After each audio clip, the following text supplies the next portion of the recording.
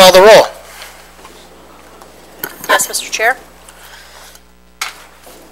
Commissioner Baer? Here. Commissioner Walls? Here. Commissioner Kennedy? Present in the audience. Commissioner Duckham? Commissioner Tompkins? Here. Commissioner Mahoney? Present in much. Commissioner Williams? Present. Commissioner Elwell? Here. Chairman Shotwell? Here.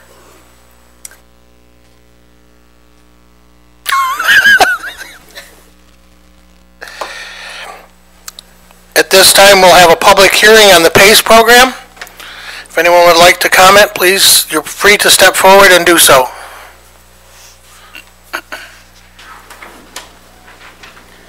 Morning, Mr. Chair, members of the Commission. My name is Todd Williams. I'm Senior Counsel for Clean and Green Michigan, formerly known as Levin Energy Partners.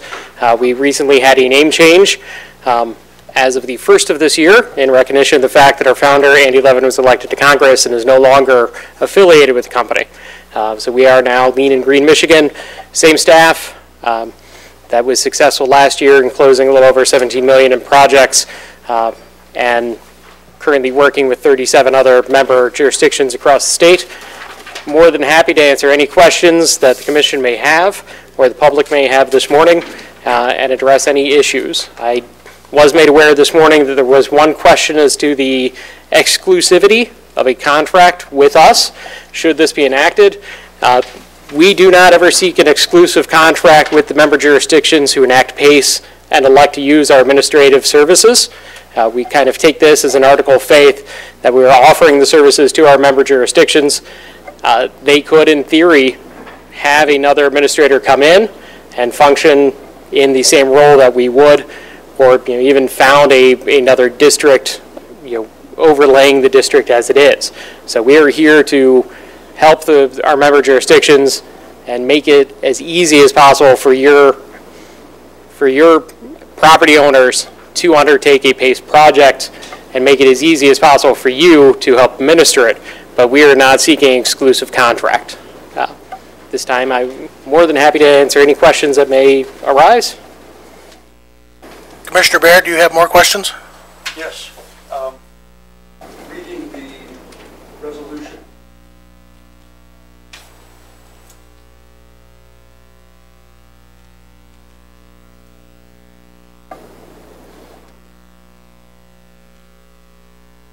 Privately owned. Yes, in theory it could. However, it does not impact any privately owned parcel of property within the county until that property owner comes forward and elects to do a project.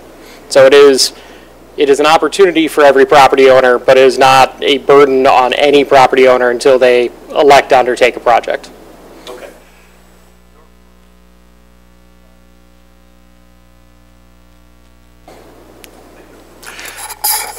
Yes, your firm provides services that property owners can choose to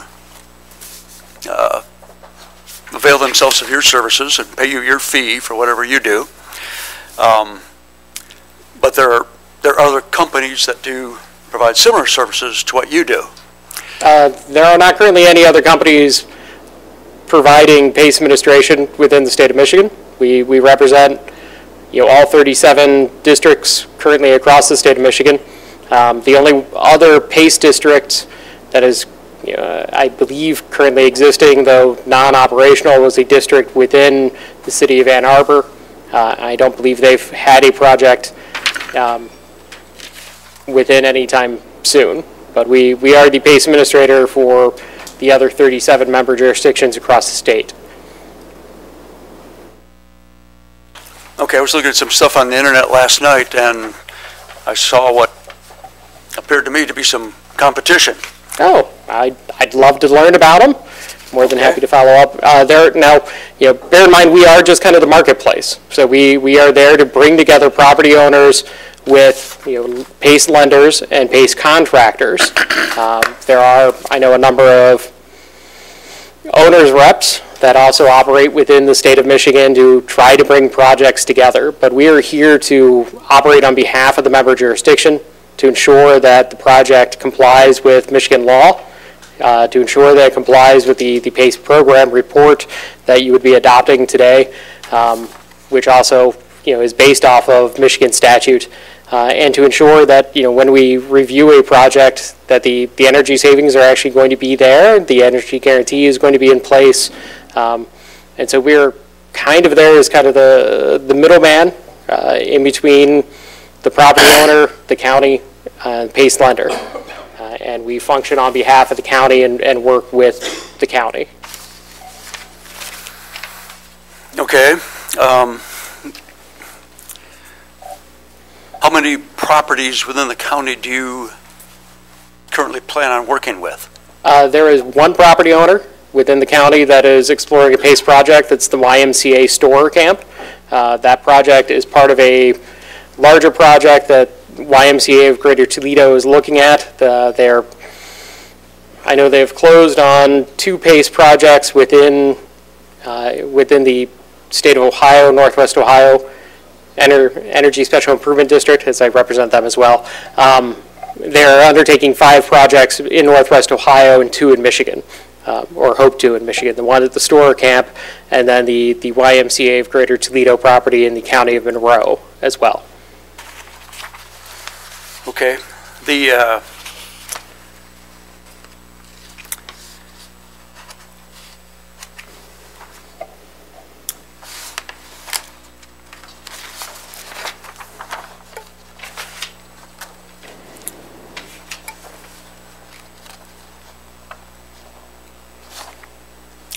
didn't print that page out. I had a list of other businesses in Michigan that had utilized your services and had done renovations on their buildings.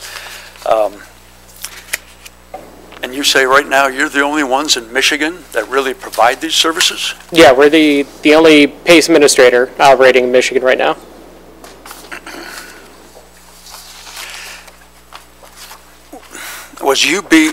How did you get appointed as being the one and only PACE administrator in the state? Well, we weren't appointed. Andy Levin founded the company, Levin Energy Partners, and developed the Lean and Green Michigan PACE program, I believe starting back in 2010, and went out and just started hitting the pavement. Went and talked with local jurisdictions, counties, municipalities, townships, started talking with PACE lenders and PACE contractors, and worked to build not only the company, but the product across the state in order to bring PACE and actually activate PACE in Michigan. The statute had passed prior, and nobody had really taken advantage of developing it. So it's not that we've been appointed anywhere. The company that I work for has gone out and developed the product and then taken it, just as I am here, to local member jurisdictions. We tend to come out a little bit less often now to new territories unless there is a project asking for it within the territory. But we are always happy to have new jurisdictions join us, even if they don't have a current project. We're just a small company, so we have a limited time, and Michigan is a very large state, so we're happy to travel around. But it's only 3 of us, and sometimes it's a bit of a hike. So Yeah, I printed out and read your company bios and staff that you have, and yeah, I got your picture here. I'm sorry. I printed your stuff out. Okay, so this resolution, this then, if anybody else in Jackson County, any entity beyond the YMCA and their store camp, if they choose to take advantage of the funding that's available through this state act,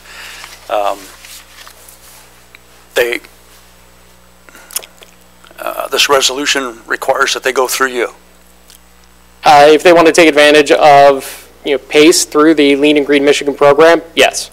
If they want to set up their own PACE district and their own PACE program, they're more than we're not going to stand in their way. However, we do have kind of a uniform program across a number of jurisdictions, and as part of that, we actively recruit private capital, PACE lenders to come into our marketplace as well as PACE contractors. So, we've tried to develop a marketplace to make it as easy as possible. Property owner doesn't want to work with us, I'll miss them, but, that is their choice. Now, if they will also have to come and convince the county that it's a good idea for them to set up their own district, for them to administer their own district, that they have the financing, that they're going to be able to meet the state statute and everything else. And if the county is happy that they've accomplished all of those things, then the county should give them their blessing and move forward with it. We hope to make this process as easy as possible, not only for the county, but for the property owners, so that they don't feel like they need to set up their own. We hope that we have resources that would entice people to use us, and but we're not seeking an exclusive contract, and we're not looking to block anybody from going their own way. Okay.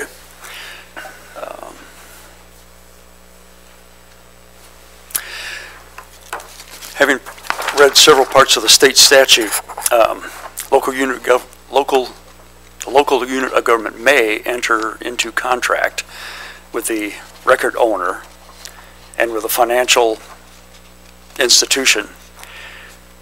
So if the county wanted to do this, the county and any business owners could just do it themselves.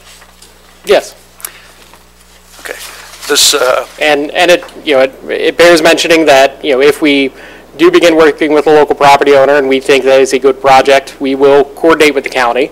And if the county doesn't want to enter into that agreement with that property owner for reasons that we may not know, the county does not have to. So just because we start to develop a project does not mean that the county will be forced into any particular project. It is still a right of the county to grant their governmental interest or their governmental power of placing the assessment. Is not a requirement just because the program report is in place and PACE exists that you have to enter into an agreement with each property owner. Okay. This resolution, what does it obligate the county to do? Because in the resolution and in the state law, I see several things that the county is the entity that is expected to perform these services. Yeah, the resolution will adopt the PACE program report. The PACE program report will detail and establish the program within and the program guidelines within the county of Jackson. The requirements, for particular projects will come up as the projects come up, and part of our job is to ensure that everybody is in compliance and everything is taken care of, not only for the property owner and the lender, but that we've met all of the requirements that the county should be looking at. For instance, demonstrating that the property owner is current on their taxes, they're not in default on any particular assessments, that they are actually the record property owner. That is an issue I haven't seen pop up in Michigan, but I've had it pop up occasionally in Ohio, where the company that we've been dealing with for 6 months, lo and behold, is not actually the record property owner. It's a sister company that owns the property, which changes the dynamic a little bit more for the lender than it does for the county. But it's always good to know, who's actually borrowing the money and who's actually going to be on the hook. Okay. The resolution says that the Board of Commissioners intends to find that financing energy project is a valid public purpose. So what does the Board of Commissioners have to do to declare that this energy project is a valid public purpose? There are certain things that the commission is obligated to do in this resolution. You've made a bit of a loss. I haven't actually read the resolution in about 3 weeks with the holiday. But the general purpose, the commission is able to view energy projects as a valid exercise and a valid use of governmental power, with the concept that there is not an individual project yet. That will, projects will be reviewed as they come in. Be reviewed by your company, PACE. In coordination with the county.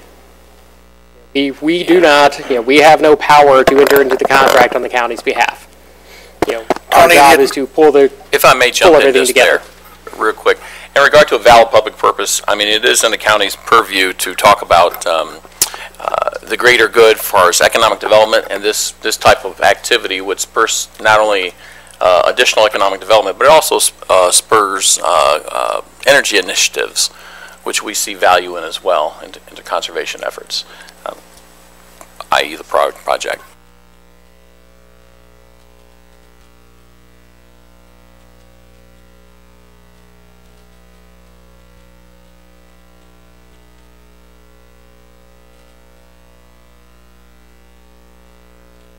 Yes. The PACE program report is generated by us, as well as the initial draft versions of that, as well as the resolutions. We try to make the package as easy as possible for new member jurisdictions, and we're always happy to take comment and make changes. We've worked with Mr. Overton and the commission in the past to make some changes to our model doc when it first came in.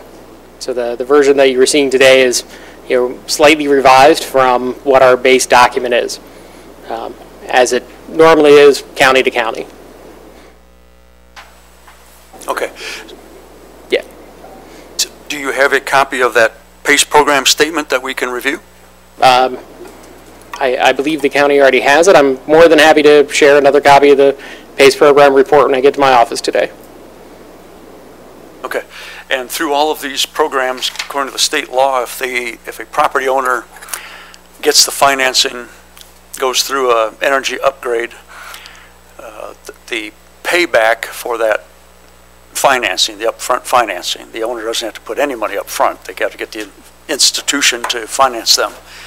That payback gets attached to the property, not to the property owner. Mm-hmm. So if the property owner subsequently sells the property, the financial obligation for paying off that loan is passed on to the new property owner.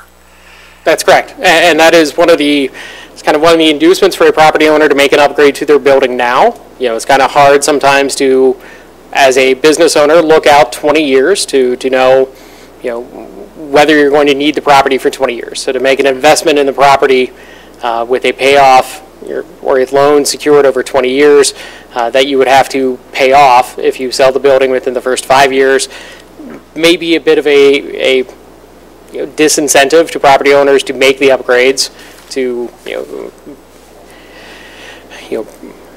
so it does run with the land to the new property owner. New property owners, though, are well aware that the assessment is there.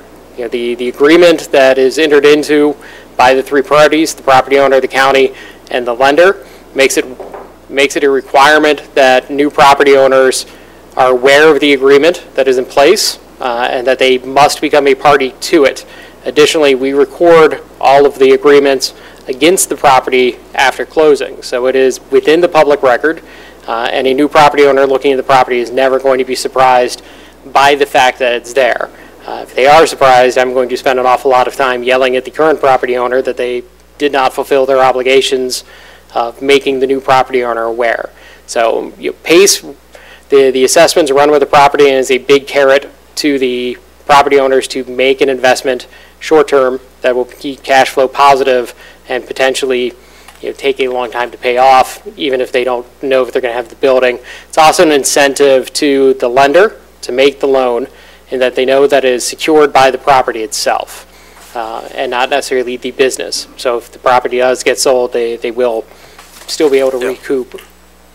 Okay, so the payments to the property owner that's done the improvements, mm-hmm. the payment on the loan that they got is paid through their summer and winter tax bill. It is not a requirement in Michigan that the PACE loan has to be repaid through the tax bill. In other states, PACE automatically appears on the tax bill and flows through the county government. Within Michigan, within the Michigan statute, it is allowed for direct payment, direct billing between the lender and the property owner. So while it is secured in Michigan by the tax bill, and it is treated as any other assessment, the logistics of it is typically an invoice is sent from the lender directly to the property owner, and remittance is made directly between the two parties. And that lender is not going to bother the county until the property owner is late on their payment. Typically, 3 years or so is what I would imagine. We have not had one that has gone that way yet. We've had a few that, I think there was one that was about 12 days late, but it turns out the property owner was on vacation in Aruba and forgot to mail out checks before he left. So, Okay.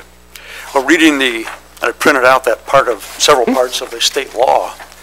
It just states in here that the loan becomes a lien against the property, and it is paid in their summer and winter taxes.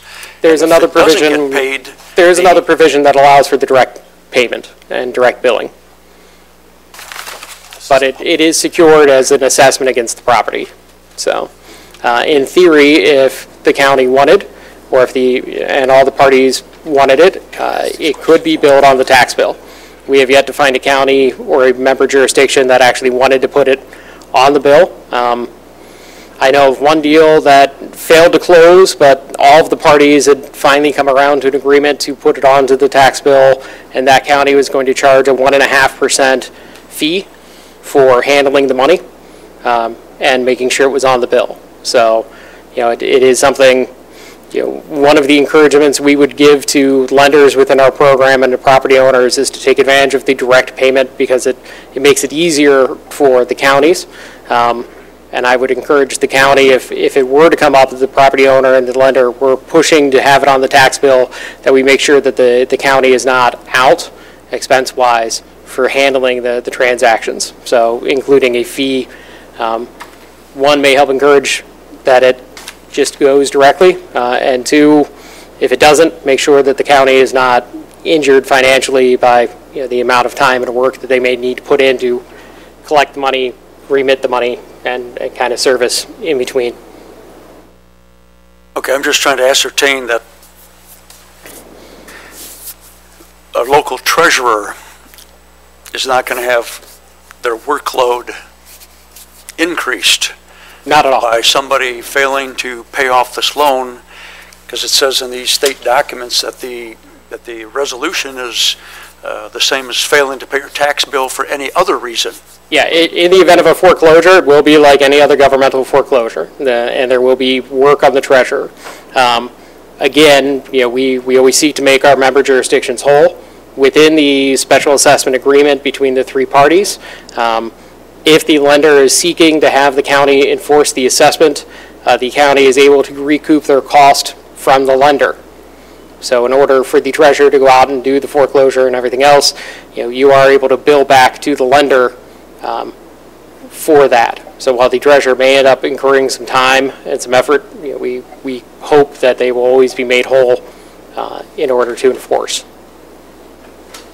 Okay, thank you. Any other questions?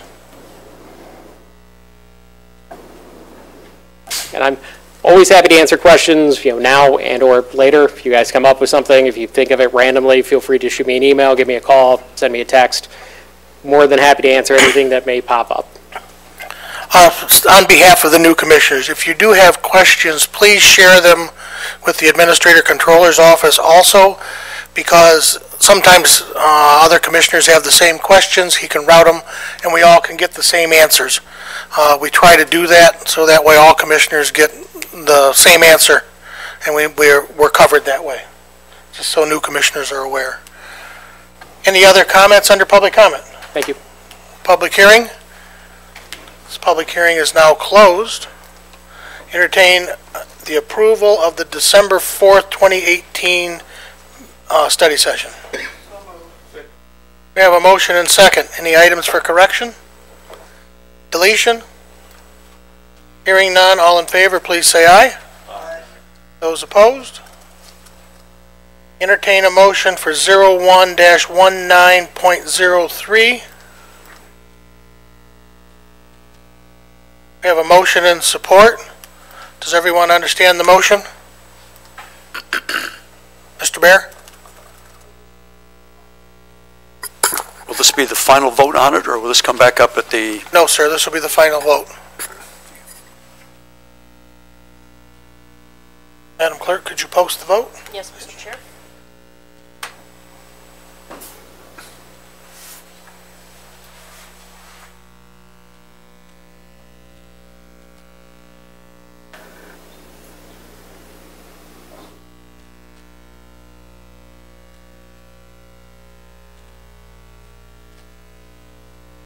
He's not voting yet. Mr. Bear, up or down? Up.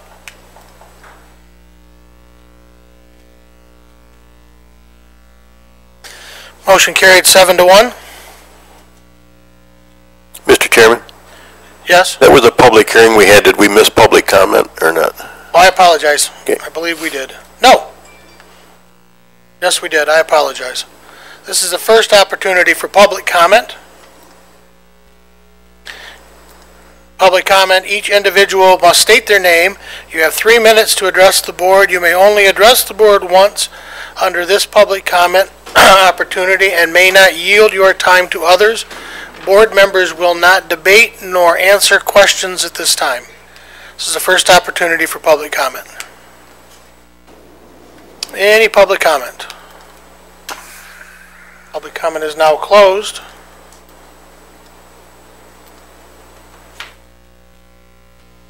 Item 7, J.C. Dot. Christopher? All of an hour and a half into the new year and you're already here talking to us. See how much we like you? We don't wait.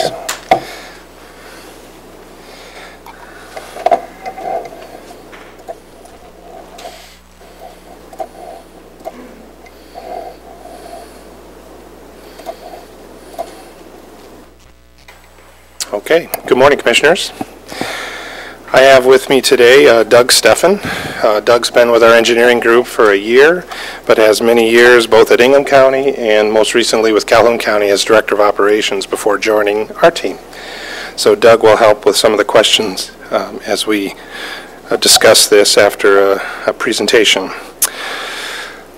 So it's no secret here in Jackson that we are on the move in improving our road system, and we're doing so with gusto.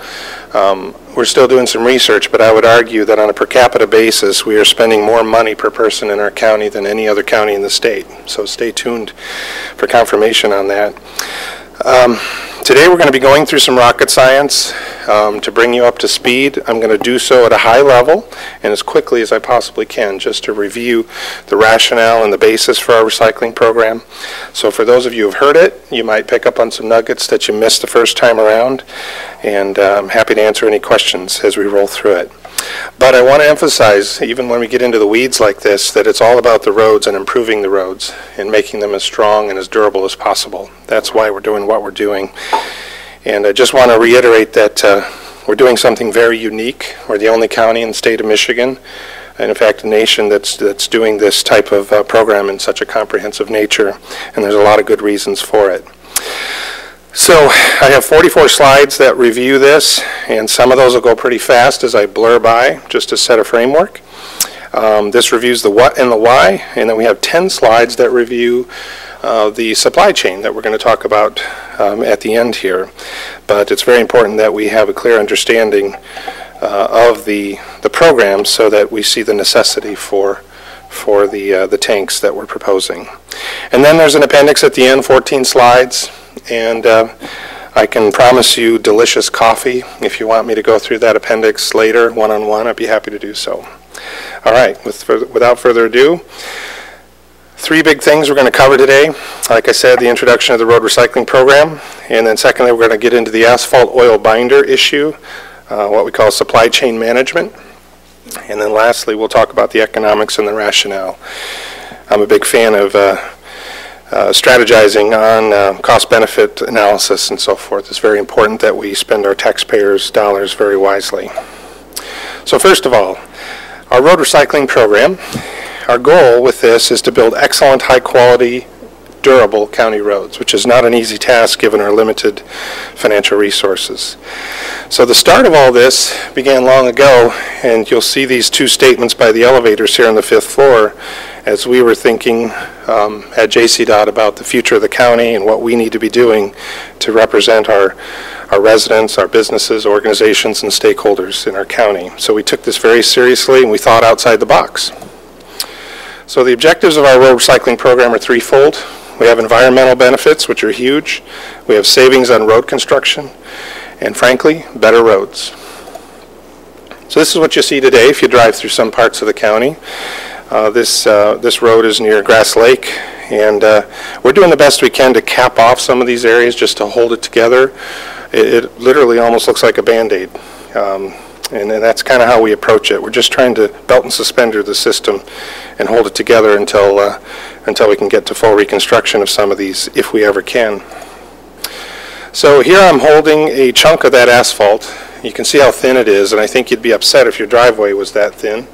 But we have many roads that unfortunately were not built properly years ago, and I don't think the financial resources were ever there to build them properly. So I think sometimes people get upset and they say the road commission, the former road commission, screwed up. But if you go statewide, you see this everywhere. So there was a time in our history when we just wanted to get roads hard surfaced, and black was good, gravel was bad. Even a thin coating was better than gravel. So this is what we see. We see a hodgepodge of patched roads, and frankly, this is very expensive. When you add up the labor of our workers out there, shovel by shovel, filling these holes, it's arduous work, it's not fun. You even see a guy in the background blowing the holes out. We're trying to the best of our ability to patch the roads properly, but the patches just can't hold, especially when you have thin asphalt like that. There's just nothing to stick to. So it's also very inconvenient to our public. This patching program is very expensive. We spend $8 to $10 million a year patching roads, and that trend is going up, not down. But I think we've made a dent, because we're seeing right now we're struggling to find potholes. We know of a few. We have a list, but it's probably the shortest list we've ever had in our history. So we are definitely making an impact. This photo here, we've duct taped a crack, and we ran out of duct tape, Duck. Is that right? We don't have any left. So, no, just kidding. We did not make this photo. I don't want you to think we're out there playing around quite that much. But we found it on Facebook, and it kind of represents, though, the philosophy of the Band-Aids that we're talking about today. So we're doing the best we can, and we pray that our patches hold together. So we began to think big. What if? What if there was, literally no potholes? That would be the ideal road system in my mind as your managing director. I think in yours too. We could focus on bigger things, but how in the heck would we get there? What would we have to do? So first, I'll give you some background. That's what this program is all about, by the way. We rate our roads on a scale of 1 to 10. So you'll hear me talk about this quite a bit if you haven't already. A 10 is a good road, a brand new road, and the very next year it will go to a 9. And PACER, by the way, you see in the footnote of the slide, stands for the Pavement Surface Evaluation and Rating System. It's developed by Michigan Tech, and in partnership with Michigan Tech through the Transportation Asset Management Council, which I'm a newly appointed board member to that group statewide, so I'm very happy to be part of that group. So then you can clearly see that roads fall in score from as you go to fair and then down to poor. The poor roads are 4 down to 1. And unfortunately, a lot of our roads, and you'll see just how many of our roads are in that poor category. So here's a life cycle of a road, if you ever wondered. That PACER value is shown in the vertical scale. Brand new road, year 0, right? The value of that PACER rating falls dramatically. By year 15, generally, not always, but generally, it's down to a 4. If you've done nothing to that road, it's like buying a car and never changing the oil. You're going to be in trouble at some point. So that's kind of the cycle of a road, and it'll drop down to 1, and it'll stay there after 30 years. A lot of our roads, especially the rural roads, are about 30 years old, and not much has been done. So that's one of our challenges right now, is they're at the end of their life. So here's what you have to do to save the roads, changing the oil like I mentioned a moment ago. If you do that, you can actually reset the curve. So that road would deteriorate down to about a 7, but if you change the oil and or treat it with crack sealing or chip sealing, you can reset it back up to an 8 or a 9 and kind of keep it in good shape over time. Things get really expensive. Between these two slides, you can see the cost of maintenance, the changing oil, about $5,000 a mile, so to speak. That's like the crack sealing. Chip sealing is about $30,000 a mile. We've actually brought the cost down here at JCDOT. It's about $20,000 a mile. When's the last time you heard a cost go down? We have invested in our equipment, efficiencies, and so forth. It used to be about $30,000 to $35,000 a mile, but we brought that down to $20,000 a mile. Then an overlay is about $125,000 a mile. If you let the road go down to that value of 4, you have to do an overlay. And then when you drop below a 4, things get super expensive. That's a new engine, new transmission, new car even. So when roads get that bad, you have a major, major repair bill. So what is the state of our roads? We have 2 classifications of roads, primary roads, county primaries. Yes? I don't know, but if we go back to that last slide, would it be possible for your organization to keep the greatest share of the roads into the $5,000 per mile category? That's exactly where, Enough manpower and equipment to keep us there? that's the ideal state of managing a road system, and that's actually where I'm trying to take us. Okay. And through our, yep, you're right on. Should have waited. My question would No. have been answered. That's a great question, actually, because that really punctuates, the overall goal of what we're trying to do. When you think about the mission of the county, we want to be cost-effective with taxpayer dollars. Having a good road system is cost-effective if we can get there. I just look at 7 times more to go to the next category. Exactly. Yeah, okay, Yeah. thank you. Yep. So that is exactly our plan. So very, very good question. Thank you. So our primary roads are the county's responsibility, 100%. Those are the main roads throughout the county. You can get a county map, and they're a different color than the rest of the road system, which are called local. So there's just those 2 classifications. A third one is MDOT's trunk lines. So I think we all know the state highway system in our county. But out of the primary road system, you can see the 41%, nearly half, 223 miles, are failed. And this is a major problem for us, very expensive. 24% are good, and right in the middle we have 35%. How about our local roads? Well, we're at 85% poor. That's huge.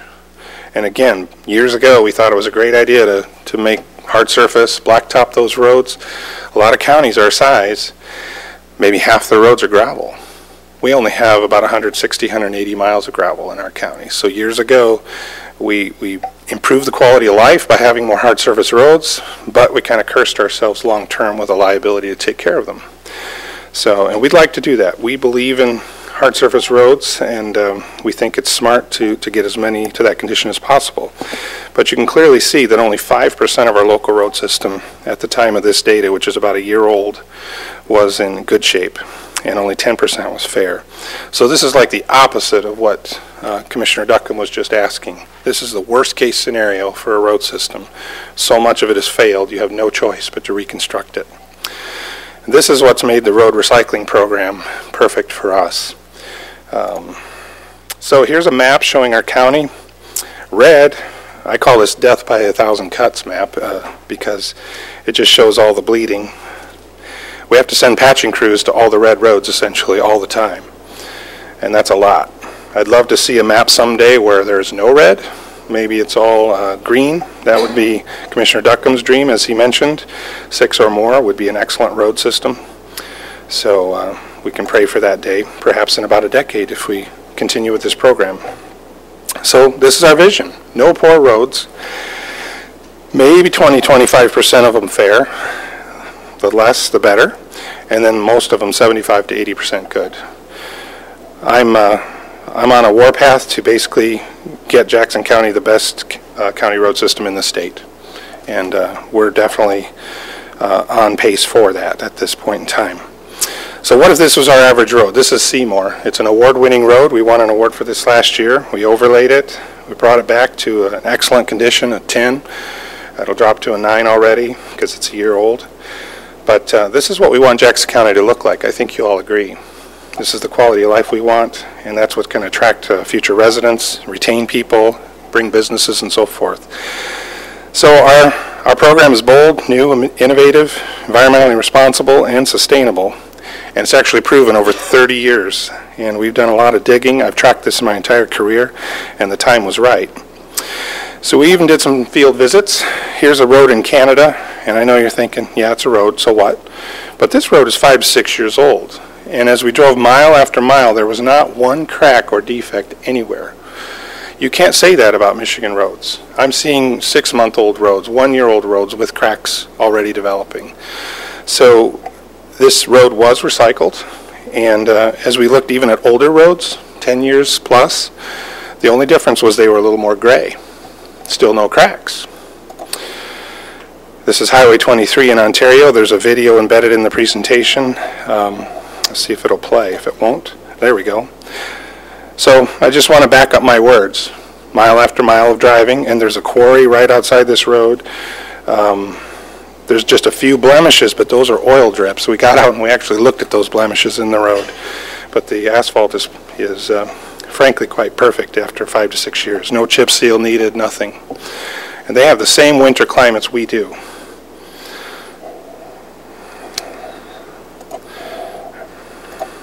So, this road's not even 20 years old. It's also a stretch of Seymour. And this is tragedy, in my opinion. How did this happen? It's a mix of factors, but frankly, a lot of our roads, like I alluded to earlier, were not built from the bottom up with a strong foundation, strong base underneath.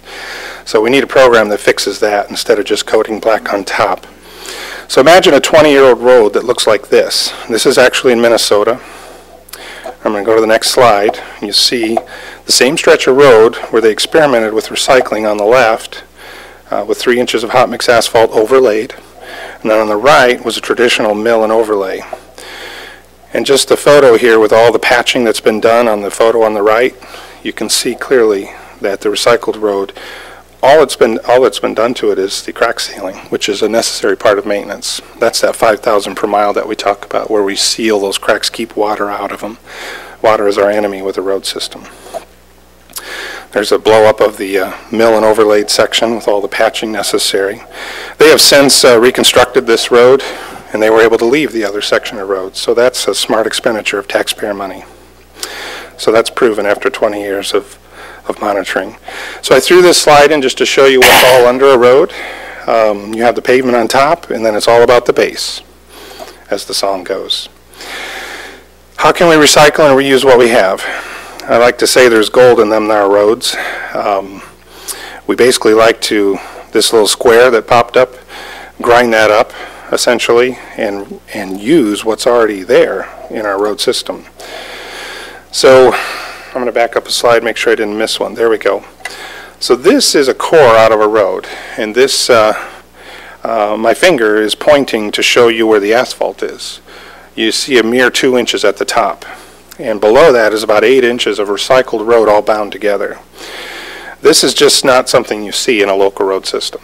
Usually you take a core, and remember that chunk I was holding earlier in the presentation, very thin? That's what you find. You might find 3 inches, maybe 4, but you wouldn't see this huge 8 to 10 inch core drill. This is a local road. This is how we're building them now, and these roads are built to last. So here's how we do it. You take a road like we saw earlier in the presentation, and it's basically like rototilling your garden. You take this huge machine we have, the 3800 CR, and you grind it up with the gravel that's underneath, and you blend it all together, and then you dump it into a paver. It's a special paver with a vibratory screed that helps compact the layers. Basically all the aggregate by the injection of oil, and we're going to talk more about oil in a bit, spot welds all those crumbled pieces of road together. There's 2 ways to do it. You see in the diagram here. There's one called emulsion, where you can coat all the aggregate, make it all oily, like a Rice Krispie bar, and kind of it all be pressed together, essentially, and the oil sticks it, the emulsion would stick it together. We use what's called the foamed asphalt version, which was developed in the 1950s at Iowa State University, and only now with computer-controlled technology in this particular machine has that become feasible on a large-scale production, where you basically just use a lot less oil and you spot weld the pieces together. But you have to have oil that is between 320 and 350 degrees Fahrenheit. Normal oil going into an asphalt plant is around 300. So you can find 300-degree asphalt all day long in the region. You cannot find asphalt oil at 350 degrees delivered to the job site. It's cooling as it's sitting in the tanker. So we like to get it at 350, right, Doug? And then it may cool to about 320 by the time it's empty. So there's a train involved. various pieces of equipment. In the center here, you see the recycler. You see an oil tanker connected to it, right ahead of it. And each tanker can hold between 11,000 and 7,000 gallons of oil, depending on the size of the tanker. There's also a water truck involved. May or may not be connected to the train, because the machine does take water. Once that hot oil mixes with air and water in the mixing chamber, it expands like soap. It looks like black dish soap, essentially, and it's basically beginning the process of spot welding all that aggregate together. Up ahead you see a cement truck. So we talk about two things. There's asphalt cement, which is the black stuff. We call it asphalt oil, performance grade oil. And then there is Portland cement, the gray powder, which is used in concrete. So those two ingredients are necessary for this process. There's not much Portland cement. We sprinkle on 1%, essentially. It's carefully calibrated and metered. And you see in the graphic here, there's a little bit of gray on the road. If you've seen our process, it's just a fine dust powder that we sprinkle ahead of the machine. Basically gets blended in, and those fines actually help the spot welding process. So you get a stronger mix. Here's a close-up of the recycling as it's conveyed into the paver. You can actually buy this machine with the paving screed as one unit. That's initially what got us excited. But then we realized when you separate and have a separate paver, there's a lot more flexibility with the kind of roads you can do. You can do subdivisions, cul-de-sacs, things like that. So we opted for the current method as shown here. You can put traffic right back on this within about an hour. And then you want to pave it within a few days. Sometimes we can let it sit as long as we want, you know, months even in some cases, but we like to pave it within 2-3 days. The key is compaction, so you see rollers going after. Yes, Commissioner Duckham. When we repave this, I know right now if you put down asphalt before the chip seal is applied, it just gets wet. It can be very slippery when you're driving a car. The new asphalt? Well, new asphalt, yes. Like Okay. asphalt in the parking lot, then Right. you know, it gets kind of slippery. Does this have some coarseness or some texture to the top layer where it's not slippery when wet, or you have a little bit of glaze like maybe this morning where it makes a, you know, the unchipped sealed, the roads that are not chip sealed seem to be much slippier than the ones that are. That's true. Are we addressing this problem when we do the new coating on top, or do we have chip sealed next? We actually would have the same problem because we're applying asphalt on top, a thin layer of it, 2 inches roughly is our goal. Sometimes we put a traditional 3.5 on top. So you have the normal asphalt, but we are looking at treatments so that that asphalt is protected. We can just chip seal it. Some counties are actually chip sealing right away. The problem is with a new asphalt, you add oil and then the chips. There's just too much oil, and you get bleed through in the wheel paths, and that's got its own issues, and besides being unsightly, can be slippery. So, oops, sorry, I just lost my slides. I'm gonna have to start over, guys. I'm sorry.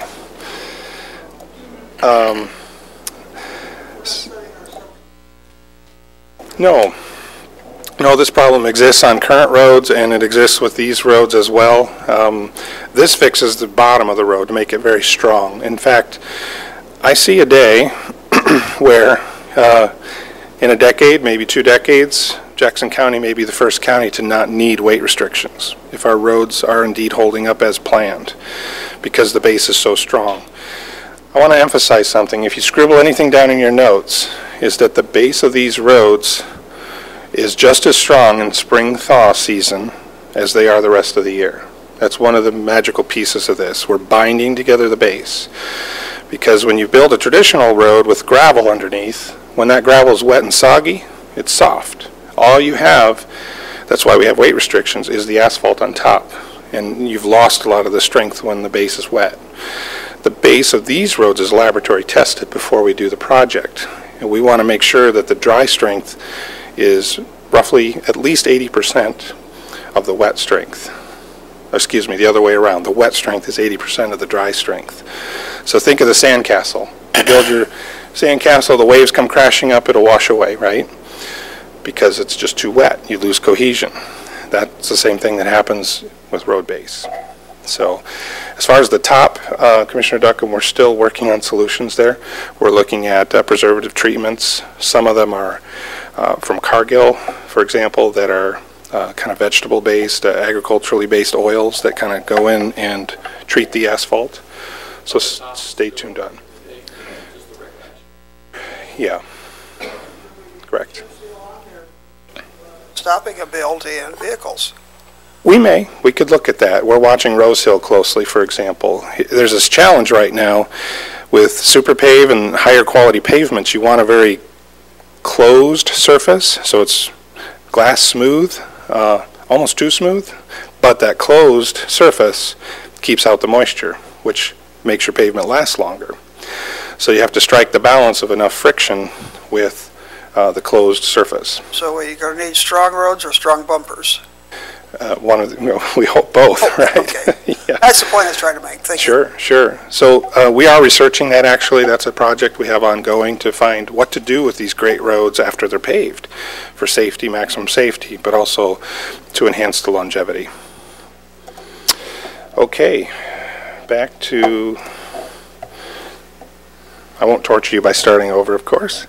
So, recalling the key objectives, in summary, first off is environmental benefits.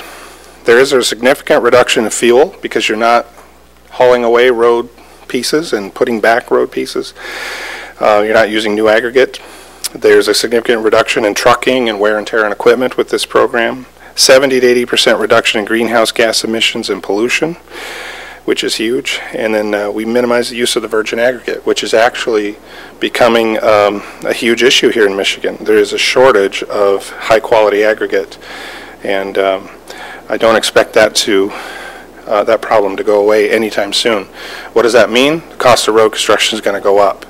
So this program is hedging that. It's mitigating those cost increases because we're reusing existing road. So the economics of our program overall, it was about a $6 million total investment. This is only some of the equipment you see pictured here. And we issued a bond to pay for that over 15 years. And the rental of each piece of equipment, the way we operate at JCDOT is we rent the equipment to the projects per hour. So the rental of that equipment is captured, and then we basically put it in reserves to pay for the equipment.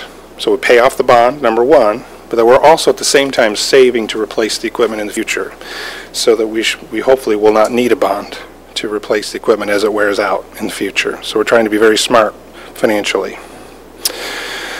So the savings is highly variable depending on the road. Every road is different, but in general, we see things like this. A traditional cost of road construction of a failed road is $300,000 to $350,000 per mile and rising. And we expect to save, we are already seeing savings of 30%, but we think in time we'll be able to improve that and get to 40% and eventually to 50% savings. So for every mile of road we're building, between $50,000 and $100,000 per mile saved. So the equipment investment pays for itself after about only 70 miles of road, and we'll be there, if not at the end of this season, at the beginning of next year's season. So the equipment will have paid for itself at that point in time with the savings and construction costs. So it's about 1.5 years. And lastly, if we just look long term and think about a 50-year cycle, at the low end, we'll have saved our residents here in our county about $125 million. To put this in perspective, it's about a $500 million problem, $500 million roughly, to reconstruct all of our roads. So that's a huge, huge savings for our county.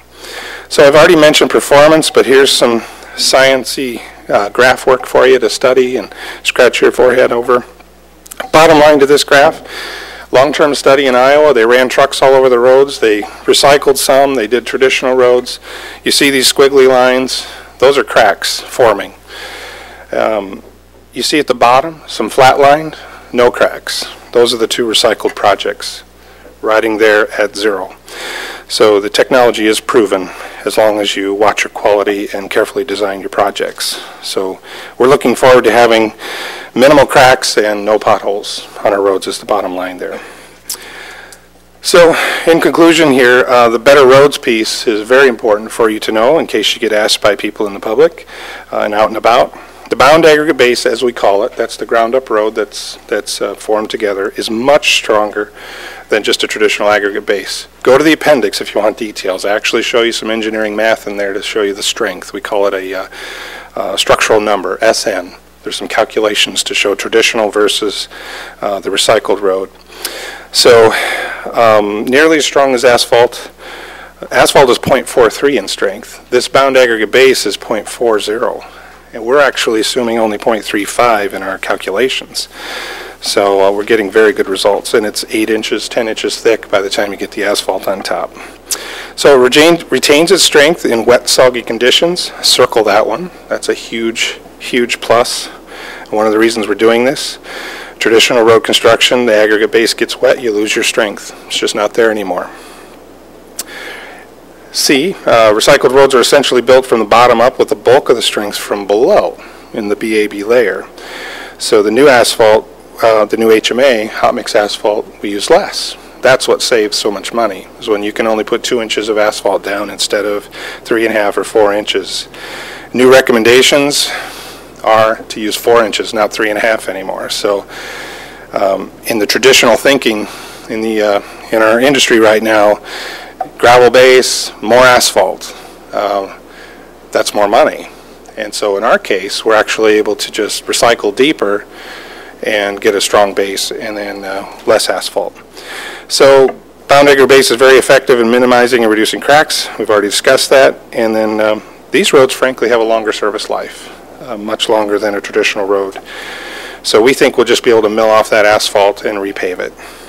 So maybe not even chip seal, depending on what we want to do with the friction element and so forth. So those 3 objectives are being achieved, and that's very exciting for us.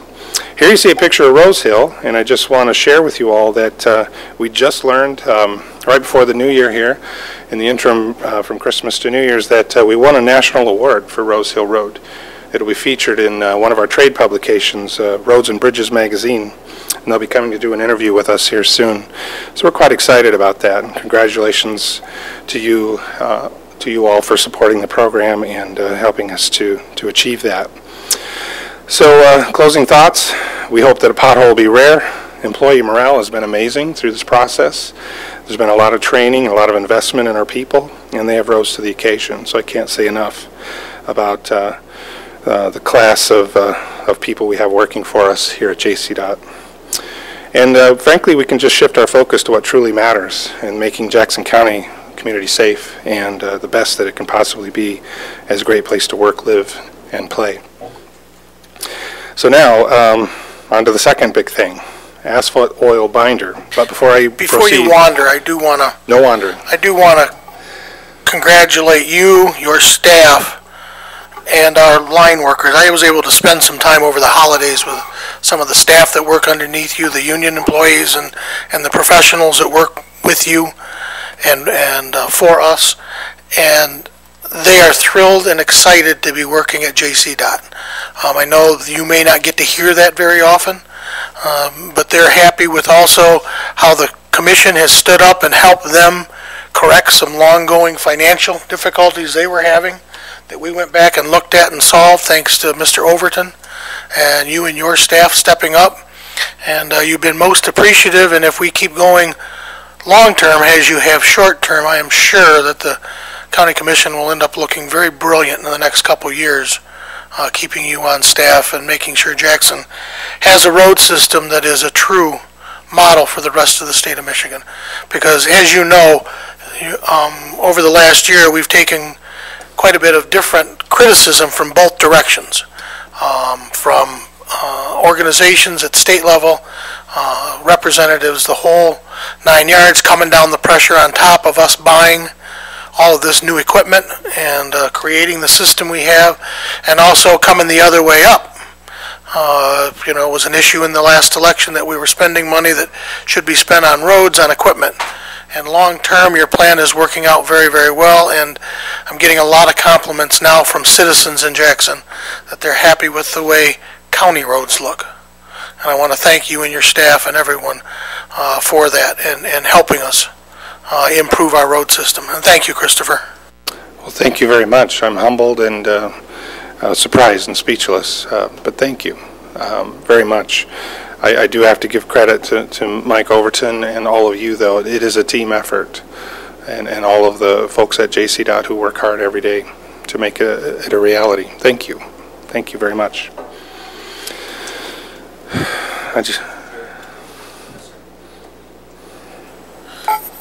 Chris, with you having those 225 miles of roads that are 4, 3, 2, and 1, okay, that are just horrible, okay, how do you determine which ones of those to attack first? Because I'll have a lot of constituents who ask, well, they're getting stuff done over there, why aren't we getting stuff done over here? Yeah. Give me a good answer. Okay. I'll give you two answers. Okay. The short answer is we're trying first to save the savables, and that's a term you can use. We want to save the roads that are 6, 5, and maybe 4. So if we can get more life out of those roads and bring them up to an 8, 7 for 10 more years, until such day we can recycle them and give them the full long-term life, that's smart strategy. And we've crunched the numbers both ways. The second piece is we're doing all we can to get at the 4s, 3s, 2s, and 1s, the poor roads, but the price tag is huge, and we still haven't received all the road funding. So all we've done, not all we've done, but we've been very busy building capacity. So I have to ask our constituents out there to have patience. We're doing more at a faster pace than almost all counties in the state. We got out of the gate strong. You all, as our Board of Commissioners, approved the $30 million bond issue. I think we're the only county in the state that has 3 townships with the comprehensive road programs going on at the same time. That's unusual to have townships do all of their local roads like ours are doing here. And we're happy for that because it saves us on operational expenses later. So the short answer is, to the second part of the answer is, we're working on a plan that you'll see soon here to do 40-ish miles of primary roads that are savable, that basically can get new life put into them. We hope to bring that to you here, likely here in the next month. You'll see it. I have to review details with my staff and with Administrator Overton. But that's exciting that we're going to do this through the federal aid purchase program that we did last year. So we're going to gain some leverage by buying federal aid dollars from other counties and packaging a large project that attacks 40 to 50 miles of road. So as to why my road isn't getting done, it takes time.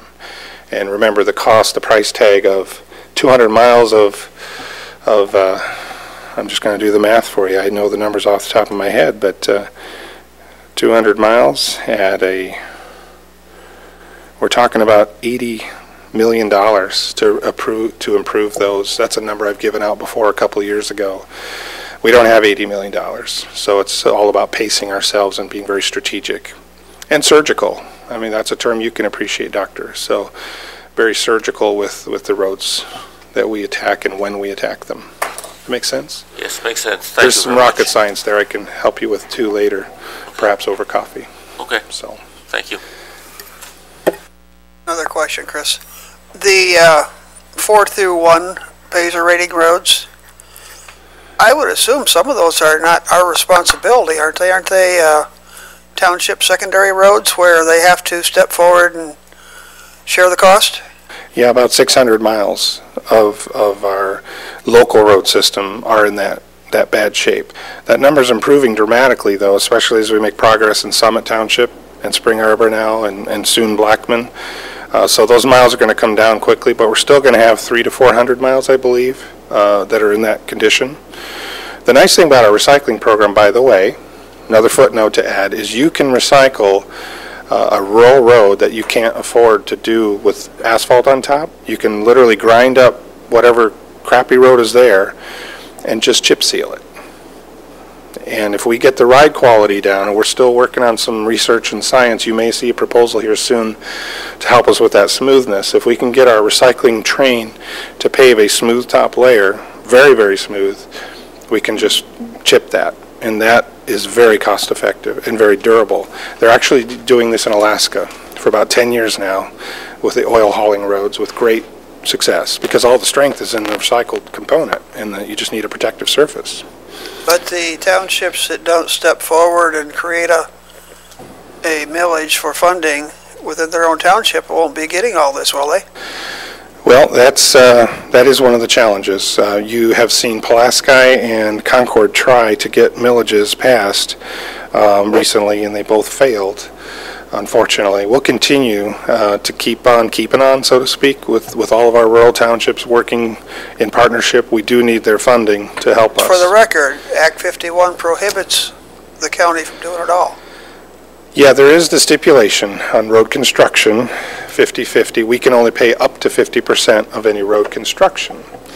Now, devil in the details, there has been an opinion changing on the definition of road construction, but we're still monitoring that statewide to see what everyone else is doing. Of course, with road funding going up, everybody's looking at every angle. So, did that answer your question? Or did I muddy the waters? Got it? Okay. All right. So, oh, sorry. Yes.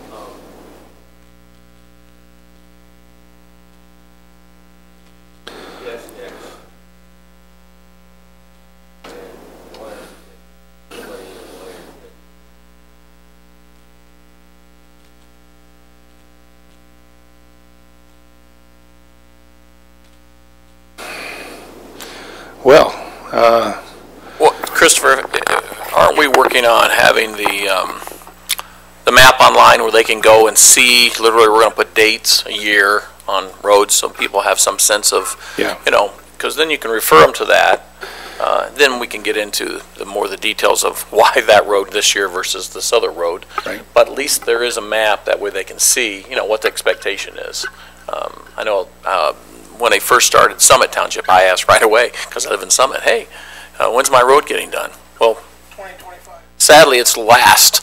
That was on purpose. But I get it. You know, but at least I know, you know, next year, maybe this year, probably next year. Yeah. Your question, Doctor, ties to Commissioner Duckham's question on when it comes to local roads in particular, we need, our local match policy here in Jackson is 30% is all we can fund. 70% of the construction costs have to come from the township. So they need to work with their township government to do something like Spring Arbor, Summit, and Blackman have done to really see action sooner rather than later. Because we're kind of sitting ducks until the funding comes to us. But we're always ready to open our doors, have meetings, help to plan projects, and give information to our townships so that they can make good decisions. If I may just chime in too, and for the benefit especially the new commissioners, Christopher, is it not, it's correct that many counties pay zero. Correct. Yes. They don't pay anything towards the local roads. It's all on the townships. The so I know nuance, 30% doesn't sound like a lot, but it's 30% it's a lot. More than zero. It's actually a very generous match program that we offer our townships. And it's unlimited at this point. In other words, bring it. That's the thing. We're just bring it and we'll figure out a way, because we want to help all of our townships get their roads improved. So, and you've all been good about supporting that through the Summit, Spring Arbor, and Blackman initiatives. And we also provide, many other townships are doing one or two projects here and there all the time, and we're matching those as well as part of our budget. So, yeah. Mr. Chair, does the same 30% apply to the city of Jackson? No, the city I'm still learning the whole gamut here. Right. And I've had conversations with individuals at the city, and I'm learning from my perspective as the county. And so, yeah, I'm sorry. Yeah, the city's Act 51 dollars are gas tax monies that are redistributed back, fall under an entirely different chapter of Act 51. So they can pass their own policies, and I'm not sure the details on the cities, but county road county road agency use of Act 51 dollars is a whole different world from city world. You would get some money for your majors and collectors and so forth in the city dedicated for that, just like we get for primaries, and then some funds for locals as well. So, but I don't know the details. I'm sorry. Has there been any conversation between, or I guess greater conversation between county and city on this issue? On a light level, we're always open to talking with them more. Yeah, I talk to Pat frequently. Bottom line is the two are separate entities, and the city does receive their own taxes for the portion of the gas tax. We aren't allowed to use our monies inside the city limits, is the bottom line. Could we work on a contract with the city where they would pay us to do roads? Yeah, we could do that. Yeah, and we're open to that. As schedule permitting, because we're booked solid right now, so it's always about scheduling our resources. And two, people want the recycler now. Everybody's like, well, I want the recycler. If I'm going to have my road done, I want it recycled because it lasts twice as long, it's cheaper and all that, and that's true. However, if that's the case at 50 miles a year, because remember we have a short window and one machine, we would never get caught up. So, you know, we do what we can with the recycler, and then we use the more traditional approach otherwise, because we have to do hundreds of miles of road a year if we're ever going to catch up. Right.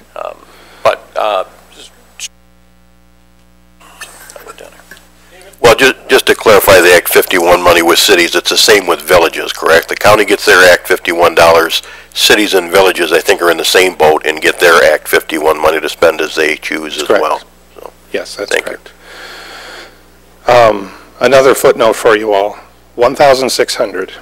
That's the miles of roads under our jurisdiction between primary. Primary is about 550 miles, and the other 1,050 is locals. And remember, about 200 of those are gravel, 180. So 1,600 is a number to remember when we're thinking about the miles of road. So if you're doing 50 a year, we're talking a 32-year program to recycle every single road. And if you can do 100 a year, you're at 16 years. But it's dependent on cost. Cost is the driver. Do we have the money to do it per mile? Chris, I'll ask a couple of questions now. I was going to ask them later when you get to the other part of it, but but I have another question first. No. So 1,600 miles of roads, is there one place that we can go to on the website to know which roads are county roads or primary and which roads are local roads? I believe so. Our GIS It would be good, I think, for commissioners to be able to either have a list or have a map somewhere that shows that. I'll check, and I'll make sure it's easily accessible. Not yet might be the answer if it isn't there, but we'll get it there, because we realize that's a need. And then another question I was going to say for later, but I'll ask now about the recycler.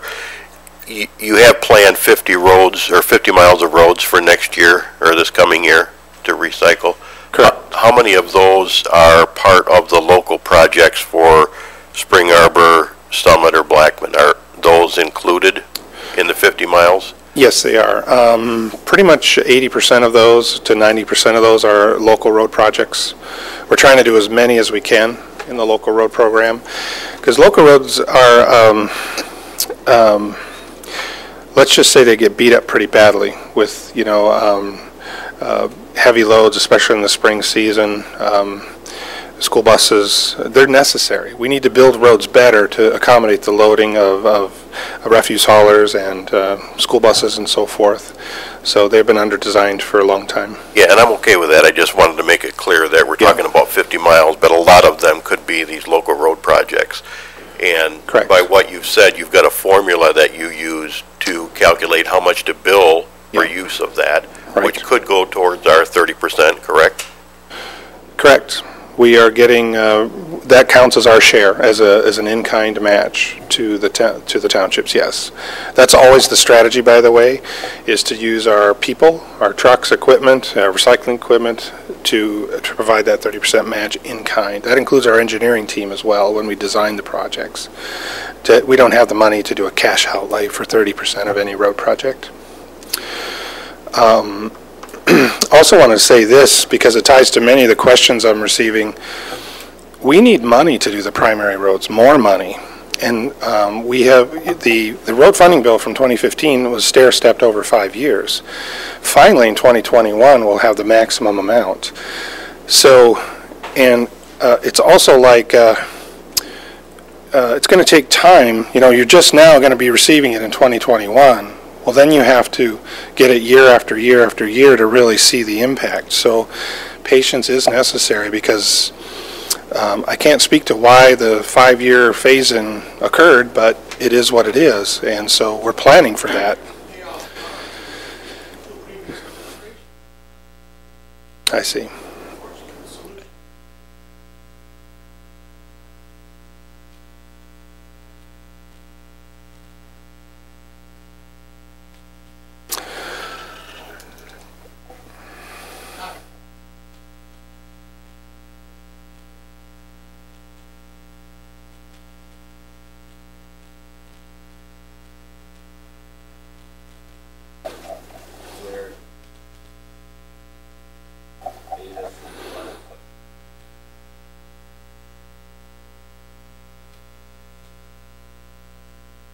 Right.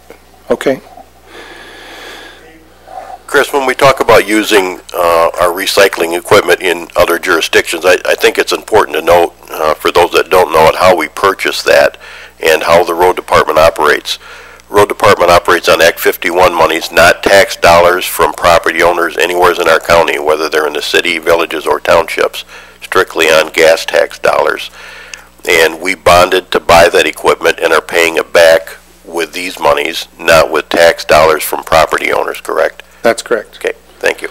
You know, and as such, Act 51 requires rental of it to anyone else who uses it that isn't the county itself. So a city, a village, even outside the county, it's revenue to us, which is good because it helps to reinvest in further road repairs here in our county. But the truth is, before we could even contemplate doing that with another municipality, we have so many roads of our own to take care of with it. Is that not correct? That is true.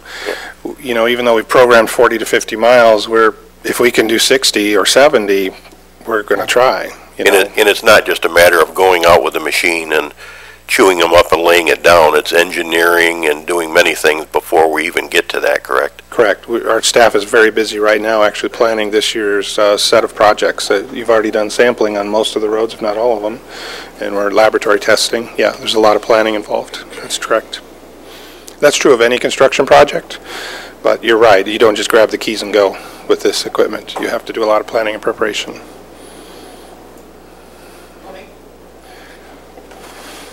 I want to check, see if I heard some numbers right. You've got 1,600 miles of road that you maintain. Under our jurisdiction, yes. We also take care of MDOT trunk line roads, but I'm not including that in the 1,600. And did I hear it right that you do planning 50 miles of road a year? Well, that's the recycling. We're actually constructing more than that, using overlays. A mix of fixes is the term we use, because not all roads need recycled. Some just need an overlay of asphalt, some need just a chip seal, some need some skip paving and some chip seal. We're trying to breathe life. Like I said earlier, we haven't received all the road funding yet, so any road we can save and move it out 10 years or so, we're trying to do that, because it's smart to preserve that asset. Yeah. Well, if you're chip sealing and trying to extend the longevity of certain roads, and you're going to just totally recycle others, what's the ratio out of that 1,600 miles? How much are we going to recycle, and how much are you going to chip and seal to try to extend their life? Right. The ratio is based on, flipping slides fast, sorry. It's based on this. All those roads that are 4, 3s, 2s, and 1s, these are the primary roads, these are the local roads, so you see 223 miles there and 681 miles here. So the sum of those two puts you at almost 1,000 that need to be recycled. And if we can get on a 50 to 100 mile a year program, we can use traditional reconstruction as well, but that's kind of the math. That's the basis for it. We're getting better, though, with Summit and Spring Arbor. This number here, the 681, is coming down relatively quickly. So And I can follow up with some additional math for you. You've got about 1,000 miles that you intend to recycle. Correct.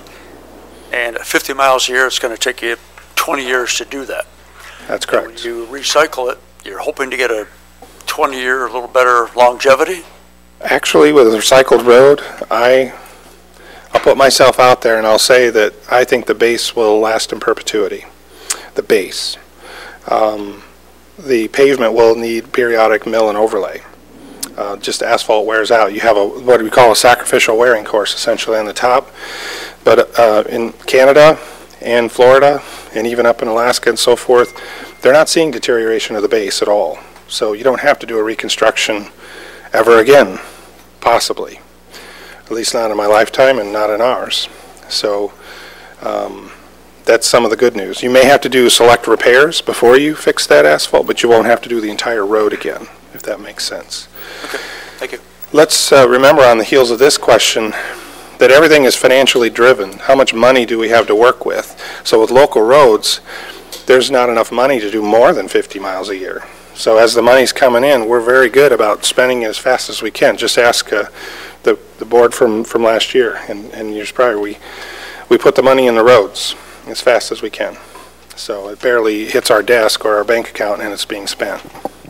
So if we get more money, we're going to do more projects. Promise. Okay, shall I proceed? Any more questions at this point? Okay.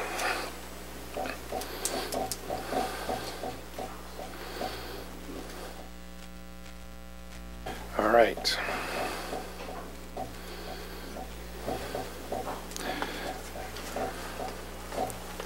So, this is the short part, but the meat of why we're here today. Liquid asphalt storage. You see the tanker in this photo. This is what I call a super tanker. It holds about 11,000 gallons of oil, and we can go through about 2 or 3 of these in a day. We can do about a mile a day on a good high production day, and that's a lot of oil. So, where's this oil coming from? What does it cost, and so forth? So let's read through this carefully. When production's going well, like I said, we can do 1 mile of road in a day, roughly. Each mile requires between 100 and 180 tons of asphalt binder oil. And 1 tanker load is that's about 3 large tankers a day, so 151 tons. I'm just rolling through some numbers here. I'll come back to numbers in a bit. Chris, can I interject a question? Yeah. When you say a mile a day, what you actually mean is 1 mile of 2-lane road. You'd go down one way and turn around and come back the other, correct? That's correct. Okay. Yes. We bought the big machine that does a full lane width down and back. They make a smaller machine which would require 3 or 4 passes, but we bought the big one because we wanted to have high production.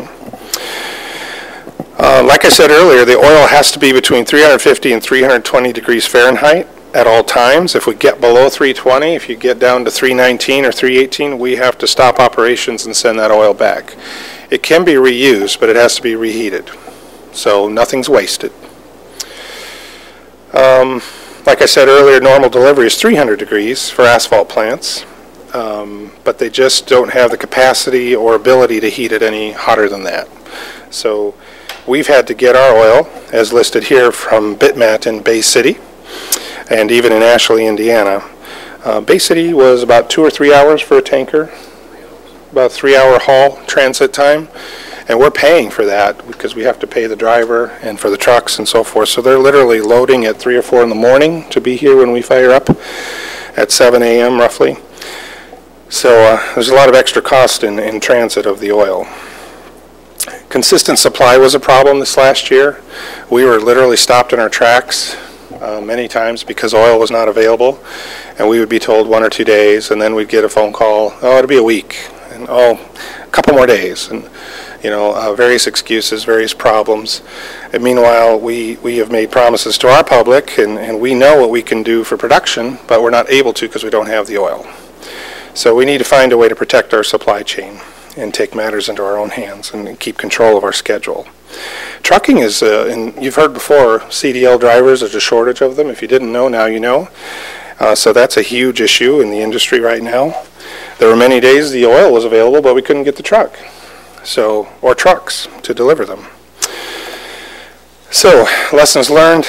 It's kind of a recap of what we were just talking about. Long haul distance, there was also a temperature loss. So they had to heat the oil to about 370 so that it got here at 350. And if we're closer, we don't need to make it so hot. So there's an extra cost to heat that oil. For every degree, there's a certain dollar amount required. There are caps on the hours that drivers can drive in a given day. And so we were pushing that limit for the drivers because they were coming from Bay City. They were not our drivers, to be clear, at least not until we bought our tankers. Once we got our tankers, then our drivers were hauling. But it's also the private haulers that we used. Demurrage charges, that's basically a penalty or a fee while the driver has to sit connected to our train. They're not hauling anything anywhere else, so the vendor basically charges for that time to sit in the cab. And so it's the employee cost, it's tying up the truck costs, it's fuel, it's overhead, some of it's probably profit. But demurrage is a real thing, and we felt the penalty of demurrage quite a bit this year. But you always have to have a driver, by the way, in the train. So it'll either be our employee or theirs, but the demurrage charge is much more expensive than our employee. Return of unused material. There were some days we couldn't use all the oil, and we had to send the truck back. 3-hour drive back to the depot, so there's a fee for that. Product availability at elevated temperatures I already talked about, and there are other recycling projects. DJ McQuestion has started up a program. They've purchased the 3800 CR up north, so they are getting their oil from Bitmat, and there was actually a conflict where they needed the oil and we needed it at the same time, and they just couldn't supply to both of us. So, our current situation. This is an aerial view of our main facility on Elm, and I'm going to circle right here is our target location for the tanks. This is our main office complex here, and then our shop and storage buildings. So here we are, and my favorite color is lavender, so my team affectionately made them lavender tanks. Don't worry, they won't be that color when installed, right, Doug?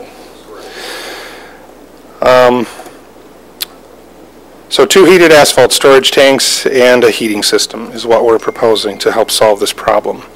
Here's some examples of the types of tanks we're looking at. Vertical is preferable. You can get a horizontal design, but with vertical you minimize oxygen contact with your oil in a vertical casing, and you get better mixing. So here are the heaters. The efficiency of these heaters is quite amazing as compared to days of old. When I managed an asphalt plant in Cass County years ago, the heater was one of the killers for us because the efficiency was so poor. But these new heaters are quite impressive, and these will be natural gas burning. We have a great supply out at our facility, and we're told that the main line on Elm is adequate for us, so we just have to excavate a line to the site location of the heater. So the economics and the rationale. This last year we paid $570 per ton for oil. It's been as high as $800 per ton. This stuff is expensive, but it's necessary for road construction. It's been as low as $300 a ton in recent history. So this is the key driver for the cost of road paving everywhere. So when this goes up for us, it's going up for everyone else. Just want you to know that that's the case. So $570 per ton. Then we also have the transit costs right now. So we did the math, Doug crunched numbers for us, and came up with $32.50 per ton was needed for all the things listed there. That included, I think you averaged in the demurrage that we had. Some projects had more than others. So basically it was $600 and some odd per ton for the oil. We just received bids, which you'll be seeing soon, and we can get the oil delivered to our tanks at about $4.90. So that cost savings is substantial. So jot this number down, 10,000. We're going to use about 10,000 tons of oil if we have a very good year this year. So if you save $1 per ton, you're saving $10,000 this year. So if you save $100 a ton, you've suddenly reached some very impressive numbers on the order of $1 million. So I think this is one of my last slides here. The total cost per ton last year, 2018, was $602. Expected to rise to $700 plus per ton in 2019 if we did nothing. I know in your minds you're thinking, well, what if we don't buy these tanks? We're expecting to see 700 plus per ton. So in order to control our costs and our schedule, remember the scheduling issues with transit, trucking, etc., we have carefully walked through. We've had some strategy sessions here in the last 2-3 months with our team. We propose a 4-tiered supply chain management strategy. First and foremost, we have our own tanks, 2 of them. One tank will do a full day's work. Meanwhile, we're filling the other tank. So it's back and forth. This tank is being filled. Tankers are rolling through our facility. One day it's heated overnight. It's ready to go the next day. Meanwhile, as this one's being used, the other one's being filled. So that would be our primary source. If there was a hiccup or problem, we would go to our secondary source and then our tertiary. You can see we could still use Bitmat. We'd still have to pay transit though from there, from Bay City. Tertiary source, and we can flip these, was Michigan Paving. We have talked with them, expressed interest in buying oil from them. It hasn't gone as far as we'd like at this point, and the hesitation is concerning, I'll just say that, but we are optimistic and we will continue to try to work something out. But I've come to the conclusion that it cannot be our primary source.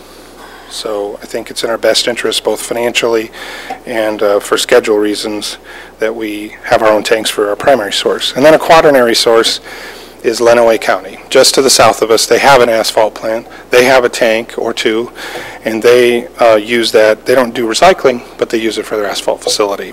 So if they were to upgrade their tanks, we could partner and possibly add an extra tank just for us. So yes, here it is, the bids received, $490 per ton, and that's at 300. So we get it pretty hot already. We just have to heat it that extra increment to get it to where we need. And then we have a net anticipated savings. If you just do the math on the differential in the ton, you take $490 per ton, and $700 a ton you'd be paying otherwise. You get $200 a ton. If we're going to use 10,000, that's $2 million. So I've been conservative, and I just said 700 to 900,000 because there's other factors, unknowns mixed in there. What if we only use 7,000 tons, and so forth. But for every mile of road we do, we'll use anywhere between 100 tons to about 180 tons, and I think that's in the next slide, or it was in one of them, buried in there. So, questions? I know there's a lot there, and I apologize for that, but I wanted you to have all the facts. Chris, I've got a couple. First, for procedure, the plan is, I assume, to bring it through committee this month and then to the board meeting this month? We did receive bids, and in order to have the tanks up and operational by May 1st at the latest, we would have to award here in January. So yes, committee will see this. We're combing through the details of our bids for the tanks. Okay, and then I've got a number of quick questions I'll run through. I sent most of them to you last night. Are demurrage and detention interchangeable? Are those the same things? I see both words in the document. They are. Okay. Yeah, pretty much. You can come up here, Doug, help me out with some of these. And have you factored that in the cost of our employee versus having their employee and paying detention or demurrage? Is that factored into what you costed out as well? It is, yeah. Okay. Our employees are about $40 per hour, fully loaded with all fringe benefits and so forth. The demurrage for the contractors is 110. The 110 and more. Actually, that's a pretty decent demurrage rate, frankly, that we got from our contractor. What is the capacity for these 2 tanks total? They're each 35,000 gallons, so a total of 70,000 gallons on-site storage. We use about between 20 and 35,000 per day. Okay. And you would anticipate, I think the supply last year was a problem for us, but you don't anticipate that'll be a problem if we buy our own tanks and have it shipped, and I assume it's from Marathon. Is that who it comes from? Correct. Yeah, Right now, our bids include delivered FOB to our tank site, so that was included in the bid proposal. And this is from a wholesaler production facility, so they tell us they didn't know what we were talking about last year with supply issues because they had plenty of oil, so this was confusing. There's no manipulation is the bottom line, which we feel a lot more comfortable with. We did. That's what Marathon told us, what supply issue, you know, so. So there's no problem with them supplying us, okay? No. What, Chris, you talked about I read somewhere in here the half rate. I think that was for product if BitMat is bringing it and we send it back. Is that what the half rate is? Yep. What, does that mean they're buying it back from us at half the cost of it? Is that what that means? No, that's if we finish the day and we have some material left on the truck that we can't use that day. They're charging us half the rate to send it back. So let's just say for simple math, we use, they charge us $1,000 to haul it to us. They're going to charge us $500 to haul it back. We get credited back the money for the material. We don't pay for the actual asphalt. They take that off on a load ticket, but we just have to pay the half rate to send the material back. And that's by the trucking company. That's how they're getting paid to haul back to the plant. Yeah. Okay. With our tanks, we'll just be able to offload back into the tank. Correct. For the next day's use. And then our tanks, are they under constant heat then, or do we only heat it when you know you're going to need product? They'll be heated when we know we're going to need product. So Through the winter?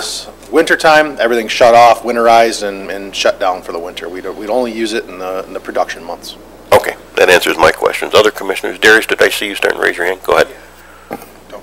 Well, first off, I just want to say that in the days of my campaign, I did a lot of homework and a lot of research, and I found how you've really worked very hard for Jackson County, so I want to first say thank you for that.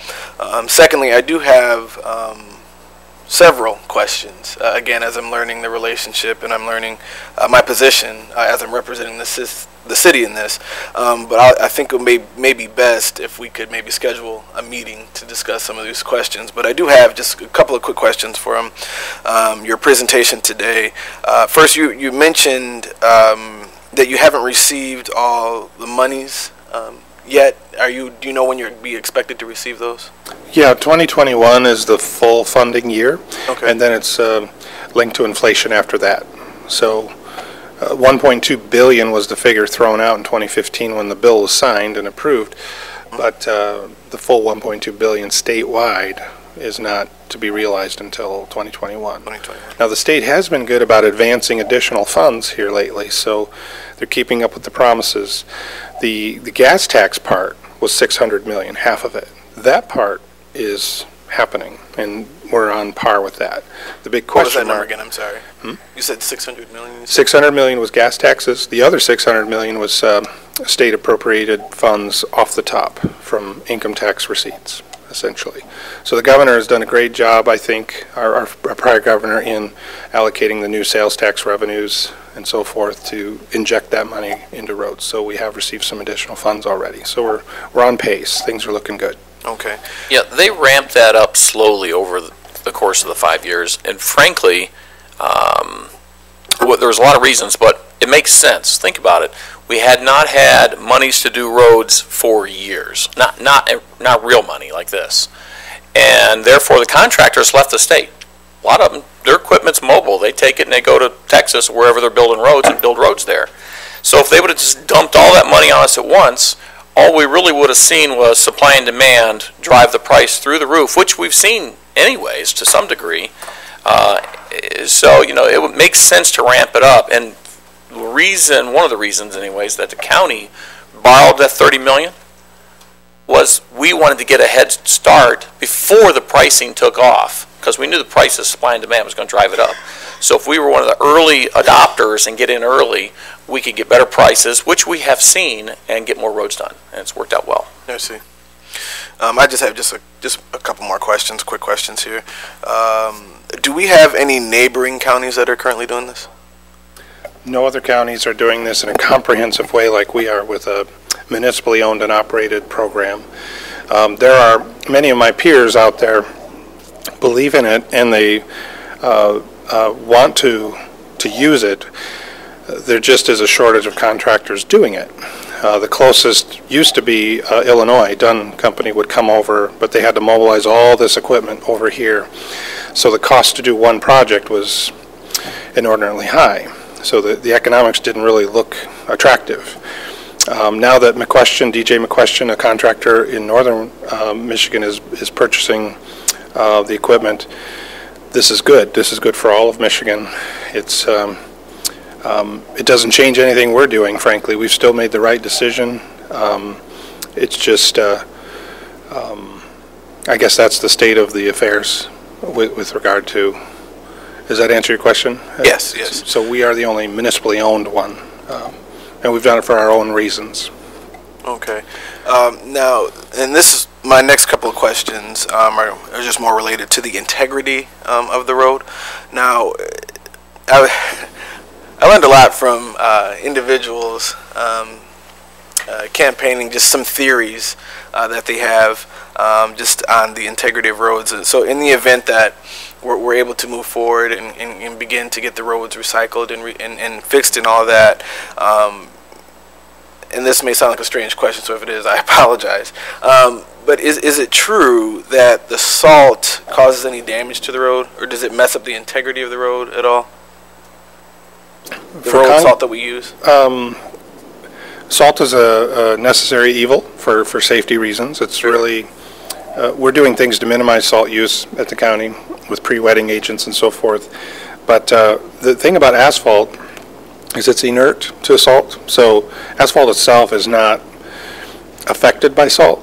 However, the melting, freezing, thawing in the winter, when we salt in the day, etc., and then that refreezes at night. So it's not so much the salt, but it's just more of the, once the salt correct. Once it melts the ice, refreezes, it loses its potency, goes back to ice, expands, it can widen cracks, cause potholes, and so forth. Now, concrete is another story. Concrete, as a material, does react with salt. Okay. And so over time, there is a degradation. There are issues with the cement and the chemistry of concrete. Okay. And then I know you mentioned this, and I just couldn't type fast enough. How long would these recycled roads last? Well, we talk about a 20-year life cycle, but 50 years is what we're targeting, 30 to 50 years for the base. But keep in mind, every 10 to 12 years, we should be putting a new layer of asphalt on top. Okay. So in our future, we'll be milling off the top layer of asphalt, rejuvenating that, and putting down a new layer in place of it. And I think I have maybe just one or two more questions. Are there things that we can be doing now? And I understand recycling the roads will certainly help, but are there other things that we can be doing or that we can implement to continue to save the roads, just making them more longevity, or creating more longevity in our roads at all? We're leaving no stone unturned. We're following industry trends. We're following and tracking research. I'd have to brag for a moment and just say you've got a very innovative team here at JCDOT. We're at the cutting edge. If anybody's doing anything cool and different that looks quasi-attractive, we're calling them, no matter where it is in the country. If there were long-distance phone bills, we'd probably have a big one. I think we don't have that anymore with our new phone system, thankfully, but we look everywhere. So there are things that can be done, and we continue to look at that and evaluate it. Okay, and my last question, in the perfect world, you have all the funding that you'll ever need and then some. How long would it take to fix all of the roads in the county that you have that you're able to do? So could I have all the money right now? Like the Mega Millions? If I could won the Mega Million, and I have just write you a check and say, here you go, fix the roads, how long would that take to finish? The problem is we'd have a $500 million construction project on our hands, and it would be contractor dependent. We don't have the staff to do it, of course, so it'd be one massive mess of construction for 2-3 years, potentially, if you had enough contractors moving in from all over the region. It'd be huge, so I guess in that case, it'd be at least a 3, maybe even a 5-year program. 1,600 miles of roads is a big network to take care of. Yeah, that's a dream. Yeah. Well, realistically, we couldn't do that because there would be no road we could drive on at that point. Well, We got of them all course. under construction. Yeah, it'd be a phasing issue and all, but it's a big project, a $500 million problem, no joke. That's staggering. You know, when we first chicken scratched those numbers out, it was astonishing. How are we ever going to get there? This is before we even talked about recycling. We've been avidly exploring that for quite some time. So now what we're doing, we're trying to, what can be done, balanced with the money available, how do we maximize the efficiency of every dollar spent? That's where we've come to the program you have before you. Sure. And the first year has been wildly successful. We had more miles of road programmed, but the oil supply issues, frankly, were our worst enemy. It wasn't weather, it wasn't know-how, it wasn't training. We couldn't get the oil. It stopped us in our tracks multiple times. I see. So we're trying to fix that issue with this proposal. Okay. Thank you. I have no further questions. Very good. Dr. Tompkins? This is for either Chris or Mike. I remember sometime in the past that we appropriated money to buy a couple of those tankers, because you told us about it before. We did that, right? We did. 2 used tankers, probably some of the best money we've ever spent. Okay. I think 35 grand is all we paid. Okay. And we've refurbished those, and they're in operation. That's a key part of this, by the way. It's like Lego blocks. We're slowly building the program, well, quickly building it, frankly, but those are part of the program. We may need a third tanker, just to put you on notice, to be fair, after we work out logistics. But 2 smaller tankers like we purchased, 7,500 gallons each, work very well if we have a local depot like this to just roll one tanker through, the other one's filling while the other one's emptying back and forth. Okay. So the third would be potentially for larger, further away projects in the perimeters of the county, that kind of thing, to help to make sure that supply chain, because our people on site can move that train along consistently all day long, but any hiccup in the supply stops them, and then you're wasting money. Okay, thank you. Yeah. Commissioner Duckham, do you have a question? No. Okay, Tony? Looking at one of these slides, you're going to be coming back and asking for a $5 to $6 million total investment for your equipment? Nope, that investment was already made this year. That investment was already made this year. That purchased all of the equipment needed for the recycling program. Did I understand your question correctly? We will not be coming back for $5 to $6 million. Chris, I think that slide is in the PowerPoint here, which was the total amount spent. When people thought we bought a recycler, they thought we spent that much on one machine, but it was a series of equipment. Slide 43. 43.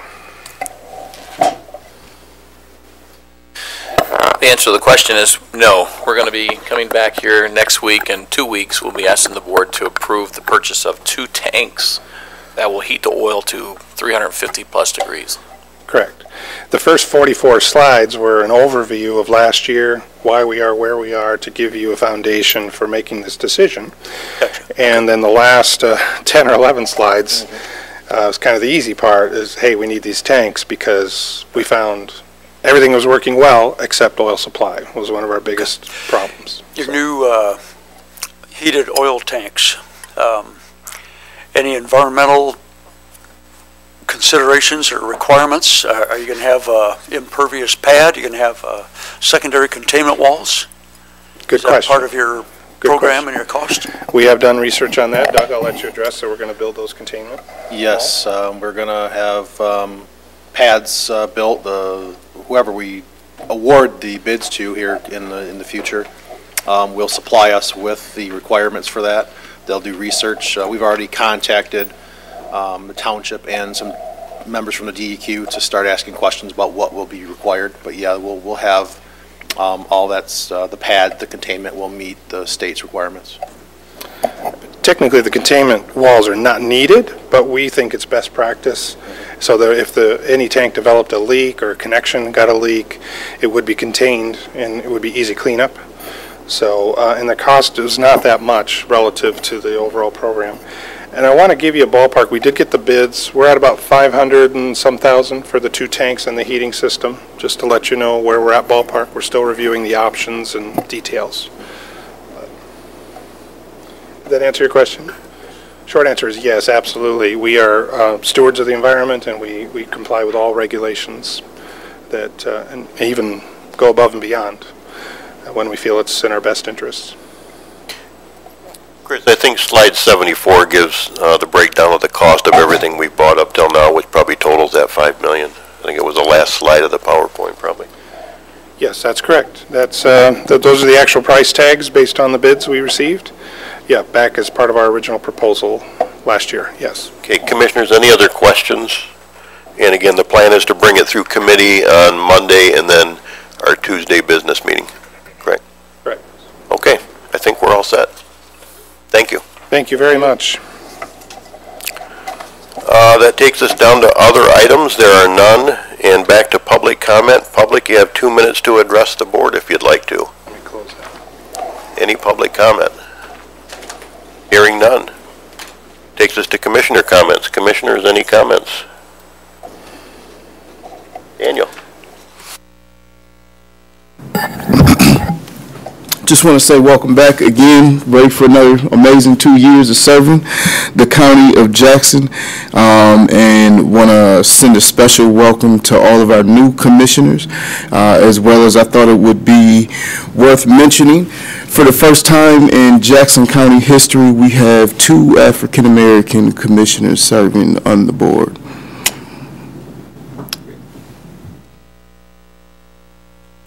Okay, if no other comments, we are adjourned.